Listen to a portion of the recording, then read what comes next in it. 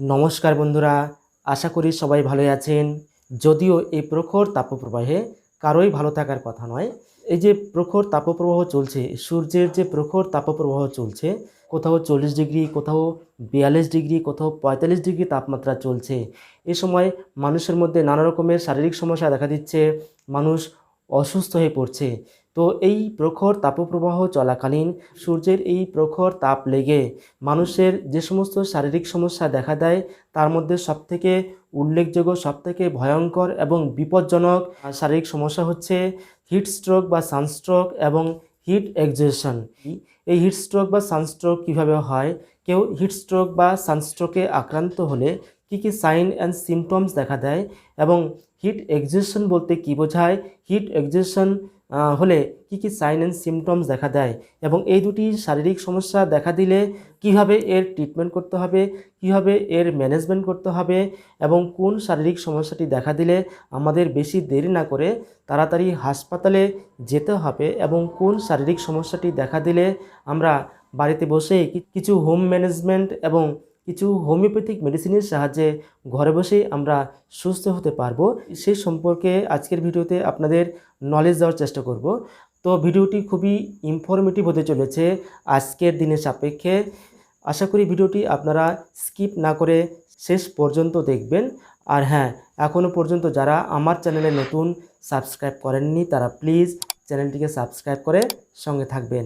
তো চলুন বন্ধুরা, ভিডিওটি শুরু করা যাক। বন্ধুরা, আমাদের প্রথমে জানতে হবে যে হিট স্ট্রোক বলতে কি বোঝায়, হিট স্ট্রোক কীভাবে হয়। বন্ধুরা, হিট স্ট্রোক হচ্ছে এমন একটি সিরিয়াস কন্ডিশন যখন ঘরের বাইরে সূর্যের প্রখর তাপপ্রবাহ চলছে, সেই প্রখর তাপপ্রবাহ চলাকালীন কোনো মানুষ যদি সে প্রখর তাপপ্রবাহের মাঝে সেই হিট এক্সপোজারের মধ্যে, সান হিট এক্সপোজারের মধ্যে দীর্ঘ সময় থাকেন এবং দীর্ঘ সময় ধরে কাজ করেন, তাহলে তার শরীরের তাপ সহ্য করার যে একটা নির্দিষ্ট সীমা রয়েছে, সেই সীমা যখন পার হয়ে যায়, সূর্যের যে তাপ, সেই তাপ যখন বডি সহ্য করতে পারে না, মানুষের বডি সহ্য করতে পারে না, তখন শরীরের তাপমাত্রা র্যাপিডলি বাড়তে থাকে।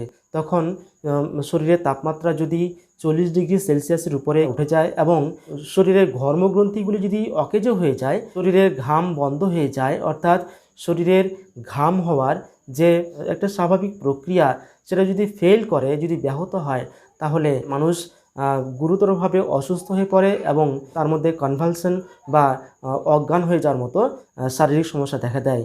এই যে কন্ডিশন তৈরি হয়, একেই বলা হয় হিট স্ট্রোক। এবার এই হিট স্ট্রোককে সানস্ট্রোক বলা হয় কেন? কারণ হচ্ছে এই হিট স্ট্রোকের যে সমস্যাটা তৈরি হয়, সেটা সান অর্থাৎ সূর্যের তাপ লেগে বা সান এক্সপোজারের মধ্যে এই স্ট্রোক ঘটে বলে হিট স্ট্রোককে সানস্ট্রোকও বলা হয়। এবার এই হিট স্ট্রোক বা সানস্ট্রোক যদি কোনো রোগীর মধ্যে দেখা দেয়, তাহলে তার শরীরে অর্থাৎ রোগীর শরীরে কী কী সাইন অ্যান্ড সিমটমস দেখা দেয় সে সম্পর্কে আমাদের জানতে হবে। কেউ যদি হিট স্ট্রোক বা সানস্ট্রোকে আক্রান্ত হয়, তাহলে রোগীর মধ্যে কী কী সাইন অ্যান্ড সিমটমস দেখা দেয়, চলুন জেনে নেওয়া যাক। কেউ হিট স্ট্রোক বা সানস্ট্রোকে আক্রান্ত হলে প্রথম যে সিমটমস দেখা দেয় সেটি হচ্ছে headache, throbbing type of headache, অর্থাৎ প্রচণ্ড মাথা ব্যথা হবে এবং মনে হবে যেন মাথায় হাতুড়ি দিয়ে কেউ মারছে, এরকম থ্রবিং টাইপ অফ হেডেক হবে। 2 নম্বর, বমি বমি ভাব হতে পারে এবং বমি হয়েও যেতে পারে। তো এই সময় যদি এরকম মাথা ব্যথা হয় এবং বমি বমি ভাব হয় বা বমি হয়, তাহলে আমাদের সাবধান হয়ে যেতে হবে। 3 নম্বর, পালস রেট বা হার্ট রেট র্যাপিডলি ইনক্রিজ করবে, অর্থাৎ হঠাৎ করে পালস রেট বা হার্ট রেট অর্থাৎ হৃৎপিণ্ডের স্পন্দনের যে গতিবেগ, তা হঠাৎ করে বেড়ে যাবে। যেখানে স্বাভাবিক হৃৎস্পন্দন হচ্ছে 70 থেকে 80-র মধ্যে বা 90-র মধ্যে, সেখানে এই হৃৎস্পন্দন বা পালস রেট বেড়ে হয়ে যাবে 100-র উপরে, অর্থাৎ 110, 120, 130, 140 পর্যন্ত উঠে যাবে। সেই সঙ্গে শ্বাস প্রশ্বাস নিতে কষ্ট হবে। 4 নম্বর, প্রচণ্ড পিপাসা পাবে এবং এত জল পিপাসা পাবে যে জলপান করার পরেও আবার জল তেষ্টা পাবে, অর্থাৎ ঘন ঘন জল তেষ্টা পাবে। এত পিপাসা পাবে যে পিপাসায় গলা মুখ সবসময় শুকিয়ে থাকবে, জিহ্বা শুকিয়ে থাকবে এবং জিহ্বা ফুলে যাবে। 5 নম্বর, মাথা ঝিমঝিম করবে, কথা বলতে কষ্ট হবে, কথা বলতে গিয়ে আটকে আটকে যাবে, অর্থাৎ পরিষ্কারভাবে কথা বলতে পারা যাবে না। এরকম যদি সিমটমস দেখা দেয়, তাহলে আমাদের সাবধান হতে হবে যে হিট স্ট্রোক হতে চলেছে। 6 নম্বর, আমাদের শরীরের তাপমাত্রা অর্থাৎ বডি টেম্পারেচার হঠাৎ করে বেড়ে যাবে, অর্থাৎ 102 ডিগ্রি, 103 ডিগ্রি, 104 ডিগ্রি ফারেনহাইটের উপরে আমাদের শরীরের তাপমাত্রা পৌঁছে যাবে, আমাদের চোখ মুখ সব লাল হয়ে যাবে। 7 নম্বর, সূর্যের তাপ লেগে কনভালশন দেখা দিতে পারে, রোগীর মধ্যে খিঁচুনি দেখা দিতে পারে, রোগী অজ্ঞান হয়ে পড়ে যেতে পারে, এমনকি কোমাতে পর্যন্ত চলে যেতে পারে। 8 নম্বর, যখন হিট স্ট্রোক হতে চলেছে তার ঠিক আগে শরীরের skin red, dry and hot, অর্থাৎ শরীরের ত্বক লাল, শুষ্ক এবং গরম হয়ে যাবে। প্রচণ্ড তাপমাত্রায় শরীরের তাপমাত্রা বেড়ে যাওয়ায় শরীরের যে ঘর্মগ্রন্থিগুলো রয়েছে সেগুলো কার্যকারিতা হারায়, এর ফলে শরীর থেকে কোনো রকম ঘর্ম বের হয় না, এর ফলে শরীর আর শীতল হয় না, এর ফলে শরীরে নানা রকমের শারীরিক সমস্যা দেখা দেয়। হিট স্ট্রোক আক্রান্ত ব্যক্তির মধ্যে অ্যাগ্রেসিভনেস এবং স্ট্রেঞ্জ বিহেভিয়ার দেখতে পাওয়া যায়, অর্থাৎ হঠাৎ করে রোগী অদ্ভুত রকমের আচরণ করবে। 10 নম্বর, হিট স্ট্রোকে আক্রান্ত রোগী কনফিউজড হয়ে যাবে, অর্থাৎ সে বিভ্রান্ত হয়ে যাবে, কি করবে বা কি করবে না সে বুঝতে পারবে না, এবং তার শরীরের মধ্যে যে বিভিন্ন রকম শারীরিক সমস্যা দেখা দিচ্ছে সেটা বোঝার মতো ক্ষমতা সে হারিয়ে ফেলবে, অর্থাৎ বিভ্রান্ত হয়ে যাবে। এই হচ্ছে হিট স্ট্রোক বা সানস্ট্রোকে আক্রান্ত রোগীর সাইন অ্যান্ড সিমটমস। তো এই সাইন অ্যান্ড সিমটমসগুলি যদি কোনো রোগীর মধ্যে দেখতে পাওয়া যায় তাহলে তার যতটা সম্ভব তাড়াতাড়ি ট্রিটমেন্টের ব্যবস্থা করতে হবে। তো কীভাবে এই ট্রিটমেন্ট করা হবে? তো এই প্রচণ্ড তাপপ্রবাহে যদি কোনো ব্যক্তি হিট স্ট্রোক বা সানস্ট্রোকে আক্রান্ত হয় তাহলে আমাদের প্রথমেই সেই হিট স্ট্রোক বা সানস্ট্রোকে আক্রান্ত রোগীটিকে কোনো ছায়াযুক্ত জায়গায় বা শীতল জায়গায় তাকে নিয়ে আসতে হবে এবং তার মাথায় শীতল জল বা ঠান্ডা জল ঢালতে হবে। ঠান্ডা জলে কোনো গামছা বা কাপড় ভিজিয়ে সেই রোগীর সারা শরীরকে বারবার মুছতে হবে এবং তাকে ঠান্ডা জল খাওয়াতে হবে। রোগী একটু সুস্থ হলে তাকে যত তাড়াতাড়ি সম্ভব হাসপাতালে নিয়ে যাওয়ার চেষ্টা করতে হবে। সেই সঙ্গে রোগীকে সাহস দিতে হবে, রোগীর পাশে থাকতে হবে এবং রোগীকে বোঝাতে হবে যে তার কিচ্ছু হবে না, সে সুস্থ হয়ে যাবে। এই ভরসা রোগীকে দিতে হবে, রোগীর মনে সাহস জোগাতে হবে। এবার হচ্ছে এই হিট স্ট্রোক বা সানস্ট্রোক দেখা দিলে কি কোনো হোমিওপ্যাথিক মেডিসিন এক্ষেত্রে প্রয়োগ করা যাবে? হ্যাঁ, এক্ষেত্রে হোমিওপ্যাথিক মেডিসিন সিমটোমেটিক প্রয়োগ করতে হবে। তবে এই কন্ডিশনে, এই হিট স্ট্রোকের কন্ডিশনে ন্যাট্রোমির মেডিসিনটি ভালো ফল দিতে পারে। তো এক্ষেত্রে যখন রোগীকে হাসপাতালে নিয়ে যাওয়া হবে তো এই সময়টুকুর মধ্যে, হাসপাতালে নিয়ে যাওয়ার যে সময়টুকু, এই সময়টুকুর মধ্যে এই ন্যাট্রোমির মেডিসিনটি 1 ml পোটেন্সিতে 1 ফোঁটা করে 10 মিনিট বা 15 মিনিট পর পর 2-3 বার রোগীকে দিতে হবে। তাতে করে রোগী একটু আরাম পাবে, তারপরে তাকে হাসপাতালে চিকিৎসার ব্যবস্থা করতে হবে। এই প্রখর তাপপ্রবাহের ফলে আরও একটি শারীরিক সমস্যা দেখা দেয়, সেই সমস্যাটি হচ্ছে হিট এক্সজেশন। তো এই হিট এক্সজেশন আর হিট স্ট্রোক এই দুটির মধ্যে তফাৎটা কি?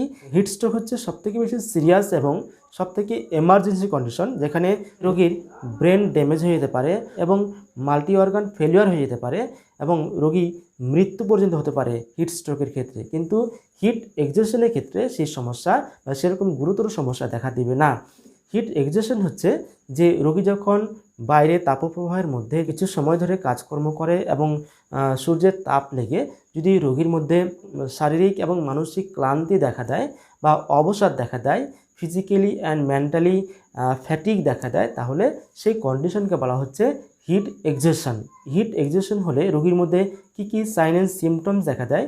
1 নম্বর, প্রচণ্ড গরমে সূর্যের তাপ লেগে বা সূর্যের এই প্রখর তাপপ্রবাহে শরীর প্রচণ্ড ঘামতে থাকে, এক্সেসিভ সোয়েটিং হয়, যেটা হিট স্ট্রোকের ক্ষেত্রে দেখা যায় না। হিট স্ট্রোকের ক্ষেত্রে ঘাম মোটেই হয় না, কিন্তু হিট এক্সজেশনের ক্ষেত্রে প্রচুর ঘাম হয় এবং রোগী দরদর করে ঘামতে থাকে।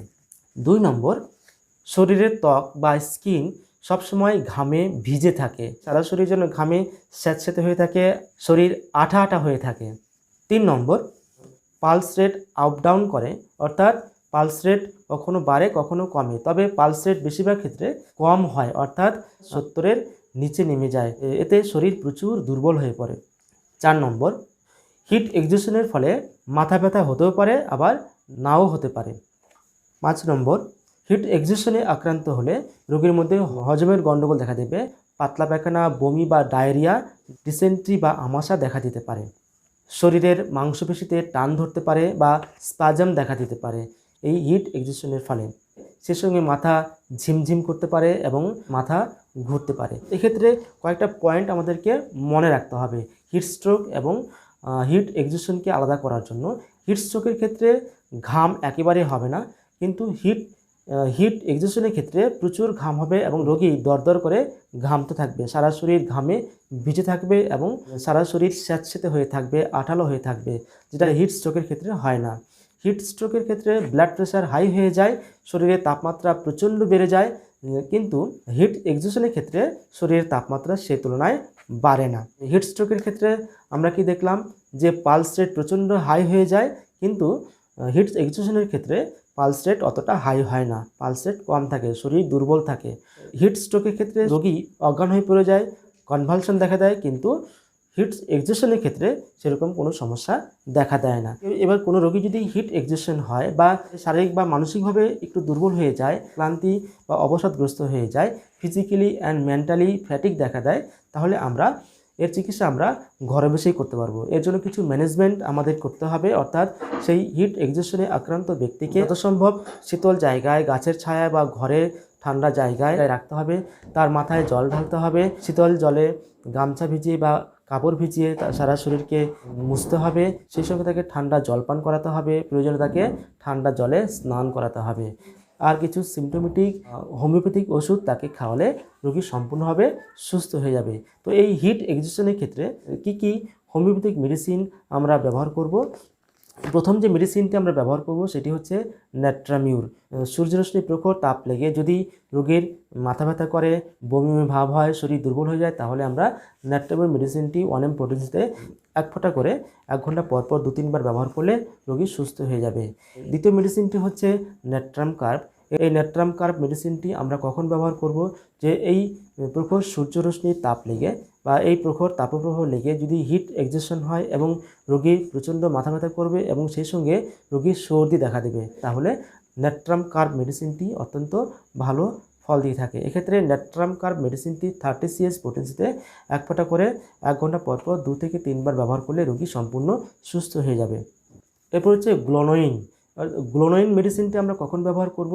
যে রোগীর যদি সূর্যের তাপ লেগে বা প্রখর তাপপ্রবাহের মধ্যে যদি হিট এক্সহশন হয় এবং রোগীর ব্লাড প্রেশার যদি বেড়ে যায়, তাহলে আমরা গ্লোনোইন মেডিসিনটি ব্যবহার করব 200 CH পটেন্সিতে। গ্লোনোইন 200 CH পটেন্সিতে 1 ফোঁটা করে 1 ঘন্টা পর পর 2-3 বার ব্যবহার করলে রোগী সুস্থ হয়ে যাবে।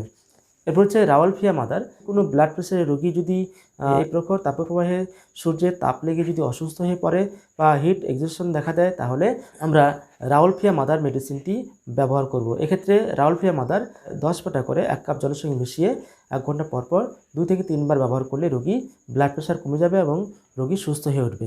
এরপর হচ্ছে ইপিকাক। ইপিকাক মেডিসিনটি আমরা কখন ব্যবহার করব? যদি সূর্যের তাপ লেগে বা সূর্যের প্রখর তাপপ্রবাহে হিট এক্সহশনের ফলে যদি রোগী বমি বমি ভাব হয় বা বমি হয়, তাহলে আমরা ইপিকাক মেডিসিনটি ব্যবহার করব। এক্ষেত্রে ইপিকাক 30 CH পটেন্সিতে 1 ফোঁটা করে 10 মিনিট বা 15 মিনিট পর পর 2-3 বার ব্যবহার করলে বমি বমি ভাব বা বমি হওয়া সম্পূর্ণভাবে আরাম হয়ে যাবে। এরপর হচ্ছে অ্যান্টিমক্রুড। অ্যান্টিমক্রুড মেডিসিনটি আমরা কখন ব্যবহার করব? যে সূর্যরশ্মির তাপ লেগে যদি কোনো রোগী ডাইজেশনের সমস্যা হয়, অর্থাৎ হজমের গণ্ডগোল হয়, পাতলা পায়খানা বমি শুরু হয়ে যায় বা পেটের গণ্ডগোল হয়, তাহলে আমরা অ্যান্টিমক্রুড মেডিসিনটি ব্যবহার করব। অ্যান্টিমক্রুড মেডিসিনটি আমরা এক্ষেত্রে 200 CH পটেন্সিতে 1 ফোঁটা করে 1 ঘন্টা পর পর 2 থেকে 3 বার ব্যবহার করলে রোগী এই যে শারীরিক সমস্যা সম্পূর্ণভাবে ঠিক হয়ে যাবে। এরপর হচ্ছে পালসেটিলা। পালসেটিলা মেডিসিনটি আমরা কখন ব্যবহার করব? যে রোগী যদি ঠান্ডা মেজাজের হয় এবং রোগীর পিপাসা যদি একদম না থাকে, রোগী যদি পিপাসা না পায়, জলপান করতে একদম ইচ্ছা করবে না এবং শারীরিক সমস্যা বা শারীরিক অসুস্থতা বিকেলের দিকে বৃদ্ধি পাবে, অর্থাৎ বিকেল 4টার দিকে বা 5টার দিকে বৃদ্ধি পাবে, তখন আমরা পালসেটিলা মেডিসিনটি ব্যবহার করব। এক্ষেত্রে পালসেটিলা মেডিসিনটি 200 CH পটেন্সিতে 1 ফোঁটা করে 1 ঘন্টা পর পর 2 থেকে 3 বার ব্যবহার করলে রোগী সম্পূর্ণ সুস্থ হয়ে উঠবে।